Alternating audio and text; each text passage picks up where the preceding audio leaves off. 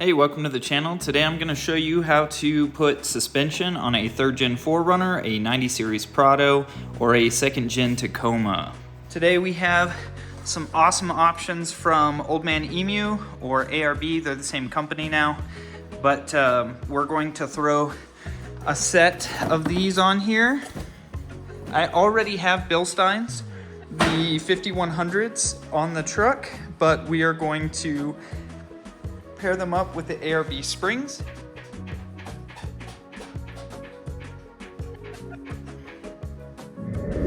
So once you get it jacked up in the air, you're going to throw some jack stands underneath the front. This is purely a safety measure. The last thing you want is your truck to fall on you while you're working on it. So I will say in this case, we do need to reuse our jack to lift our lower control arms after we put our struts in place. So it's kind of a necessity to have jack stands on hand.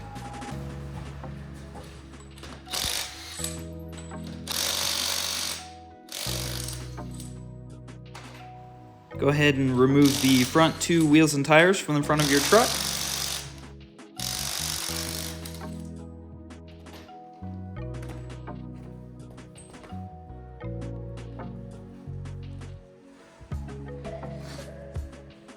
So these are the Bilstein 5100s, valved by RCD. So they're a little bit different than the basic 5100s, but they're essentially the adjustable height 5100s.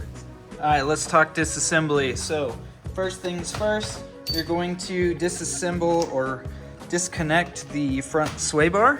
So on my truck, it's a 14 millimeter nut. On your truck, it may be something different. These are aftermarket. So I'm gonna go ahead and remove that. Okay. Lift that up. There should be a bushing here.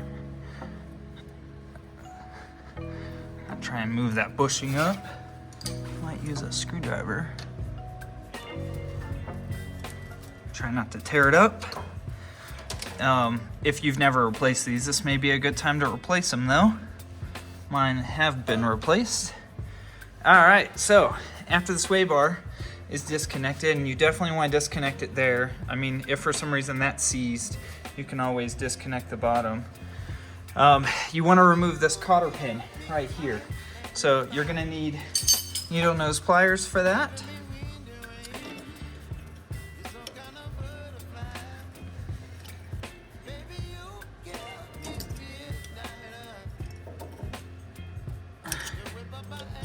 And then I replace these every time.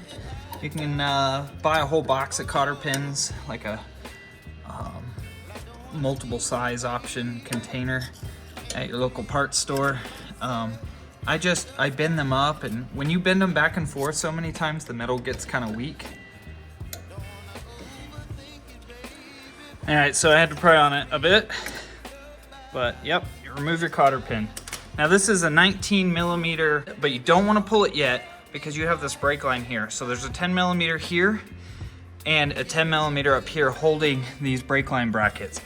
I don't think you have to replace the top one. I do it every time because I've been terrified of breaking these ABS cables and these brake lines. So I'm gonna go ahead and remove both of those real fast.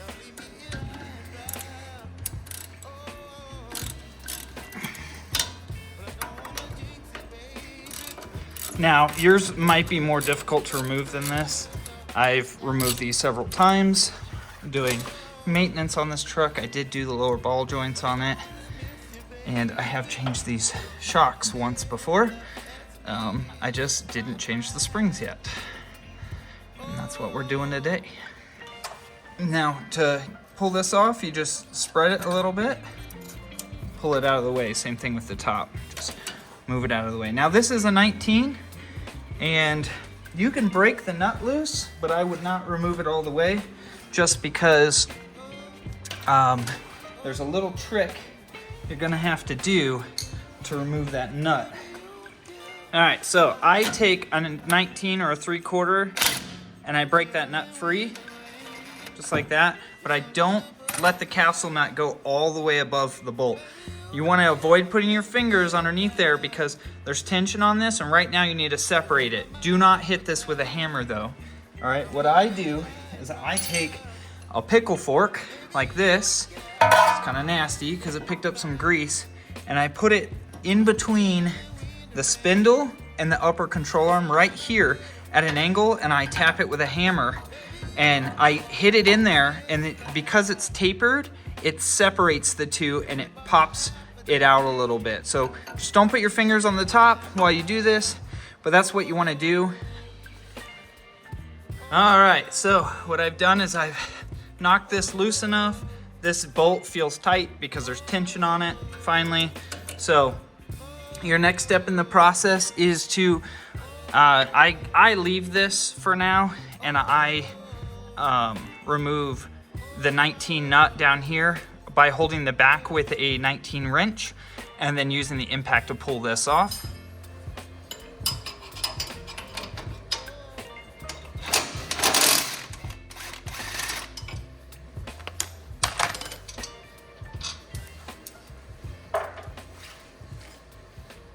And then I use a pick and a hammer to knock the bolt free. And the reason I don't hit the bolt directly is because if you chew up the end, you're gonna tear up the threads on the nut and the bolt.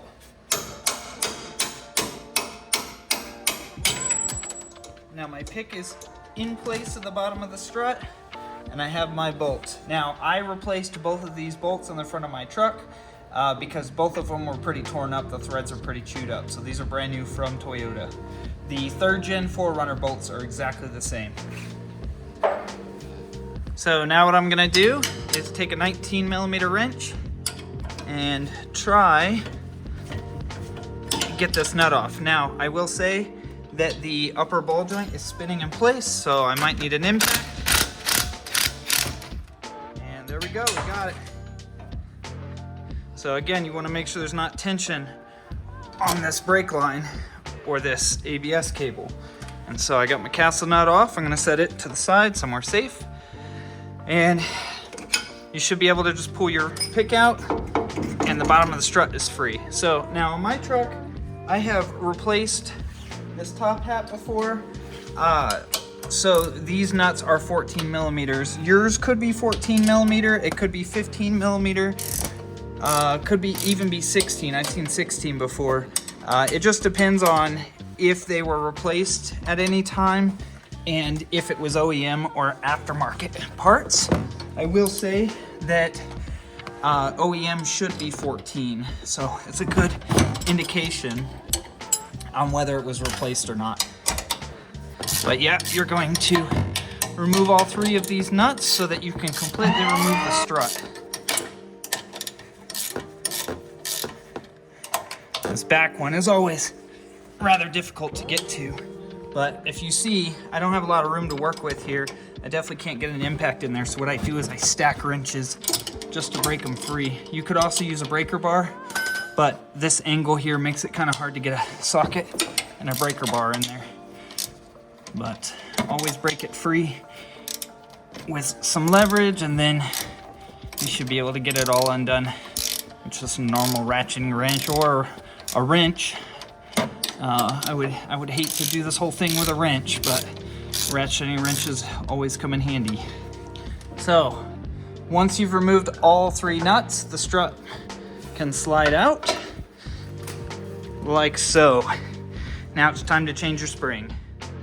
Now you're going to want to use a spring compressor, and you're going to want to clamp it on either side of your factory spring and tighten either side. Now I will be the first person to admit that I am doing this incorrectly. I am using an impact gun to remove the center nut of the strut while the spring is under pressure from the strut compressors. So while I'm just doing it real quick to disassemble it, it's not that big of a deal, but you can't sit there with an impact gun trying to remove that strut. So if you compress the spring too much, there won't be enough tension to remove that center nut either. But the proper way to do this is to hold the center stem of the strut with a small wrench, a very small wrench, and then use a 17 or 19 millimeter wrench to spin the nut to the left on the strut itself so that the nut can back off the top of the strut. Using an impact like this can and will create an issue, and I will put a clip in here of what will happen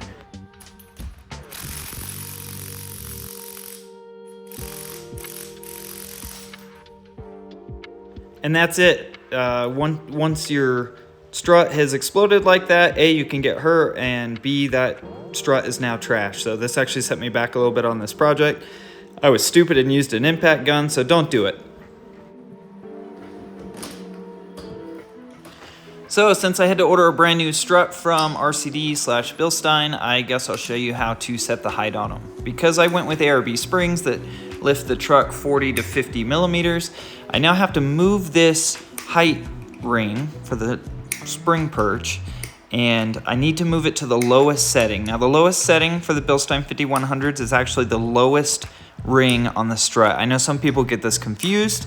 You can look it up if you don't believe me, but when you go to lift it with lift springs, you want to set it on the lowest setting. Additionally, if you want stock height with stock springs, you want this on the lowest setting as well. If you want a lifted truck with stock springs, you're going to put this on either the middle or the top spring perch.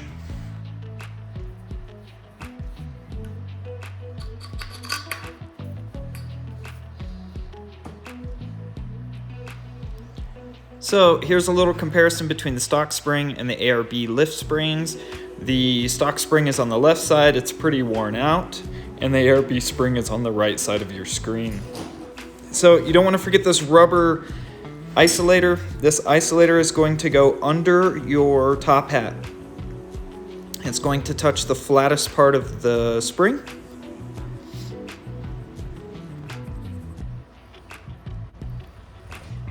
And the bottom of the spring is going to be offset compared to the top, and that offset is going to sit in that groove on the spring perch.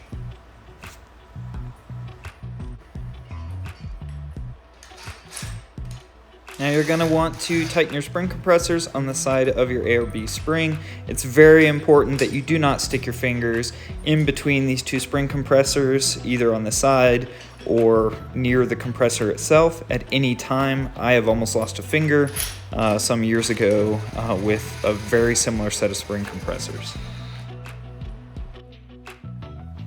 Now you're going to slide your strut into the bottom of your spring and make sure your spring compressors are tightened just enough to where you can get enough of the strut stem through the top to where you can put the top hat on and tighten the nut by hand, at least get it started.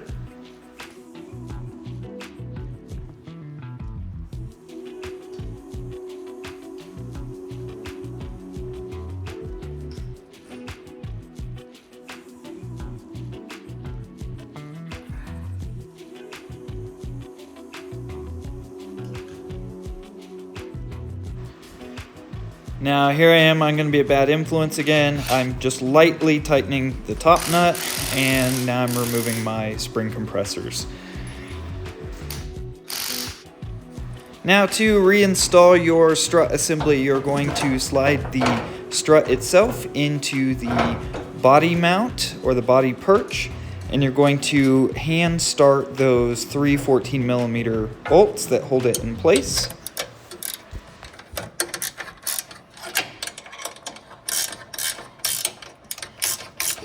Then you're going to throw that 19mm bolt back in place that goes in the lower control arm and the strut, and you're going to push the bolt from the back through to the front. And then a washer and nut goes on the front. Should all be 19mm.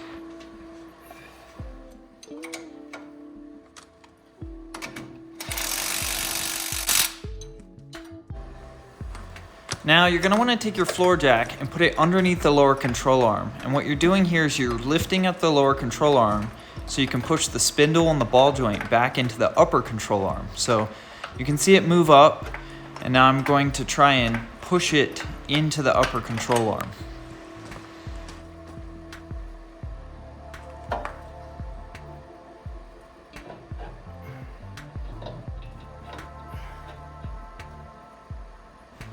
Once you have the ball joint through the upper control arm, you're going to hand start the castle nut. And you might have to push down on that upper control arm while pushing up with the jack on the lower control arm, just to put enough pressure on it so that you'll get 2 or 3 threads through the top of that control arm to get that nut started.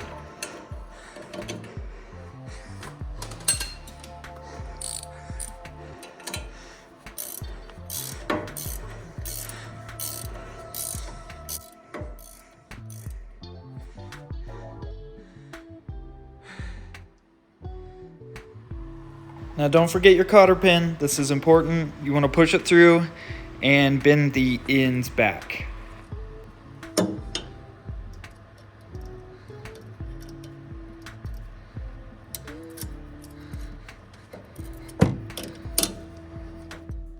Now reattach and tighten your sway bar end link.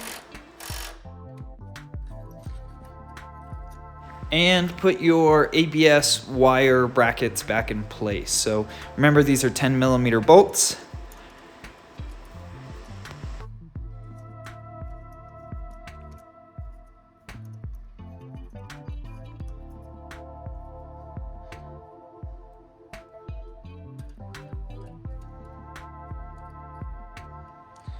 All right, so this side's all done.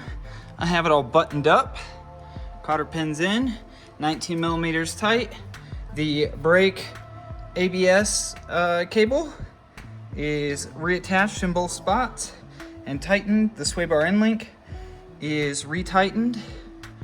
The 3 14mm nuts on top of the strut are also tightened. Everything looks good. Everything looks shiny and new as far as the strut and spring go. So we're gonna get the wheel and tire put back on and move along to the back. Now for the back, you're going to remove this 17mm bolt and the top of your sway bar end link. If you remove those two things, you'll be able to push down on the rear axle and pull the coil spring out of the rear. Now I will say you're gonna want a set of jack stands mounted directly to the frame underneath the truck, and you're gonna want a jack underneath the differential. Just make sure after you lift the truck up and you put it on jack stands, you lower the jack, because you're gonna need to push the rear solid axle down just far enough to pull these old springs out and put the new ones in. Now the new ones are gonna be taller, so you're gonna have to push the axle down even further. And that's why you need to remove these sway bar end links. Now my truck, this is a 12mm nut. If your suspension hasn't been maintained on your vehicle, these sway bar end links are probably going to be so rusty that you're going to have to cut them off. It's actually very common. It's also very common when you replace struts on this truck to have to cut the top stem or the strut stem because the top will break off. Mine originally broke off, the stem or the nut pulled through where it's mounted on the frame. It wasn't rusted through, the frame was just fine, but the top of the strut rusted through and broke. If for some reason you do break these end links, they are the same rear end links that are on a 3rd generation 4Runner. Remove your 17mm lower strut bolt.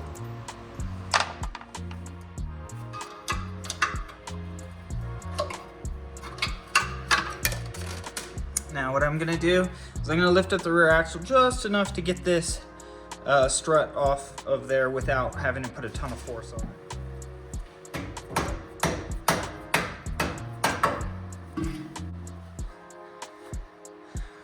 All right, so you're gonna set your strut bushings to the side. You're going to let your struts hang like so. You can unbolt them if you want to get them out of the way. Chances are if you're lifting it, you're replacing these two, which I highly recommend. These are brand new from Bilstein. So now I'm going to lower the jack down so I can get plenty of play in this rear solid axle. Just like that, I have a stock spring out. Now my recommendation for installing the new taller springs would be to have a friend stand or push down very hard on the rear solid axle so that you can get the top of the spring in and then push the lower part in and spin it until the offset piece sits in the groove on top of the solid axle. So it can be a little frustrating. Just have a little patience, be careful, don't pinch yourself. So I did this project by myself and ended up having to use spring compressors on the spring to get it in place for one side, and the other side I was able to push down far enough on my own to get it in. So I actually don't recommend using spring compressors for this portion, but it's definitely doable. After you get the spring in place, reattach your rear struts. and reattach your sway bar end links, and then throw your wheels and tires back on, and you're good to go. The back is 10 times easier than the front, so I would definitely save it for last. All right, I got the lift installed. According to ARB, it's 40 millimeters, and some people claim it's 2 inches. I'm gonna go ahead and say it's close to 2 inches. We got rid of the sag that was in the rear. I did take my tent off. I do still have a receiver hitch on it though, so there's a little bit of weight in the back. Once I get my fridge in the back, the tent back on the top, my rack back on the top, it'll level out a little bit. I do need to take it for a short drive just so that I can let the suspension settle a little bit, and I'm sure it's gonna need alignment. But yeah, that's it. That's all it takes to lift one of these things. I think they're awesome. The 4-door version would look about the same lifted, but this is what the 2-door or the kzj90 looks like lifted. It'll be the same process for the Hilux Surf, the 3rd gen, the 3rd gen 4Runner, the 2nd gen Tacoma. The lift process will be exactly the same. So thanks for watching.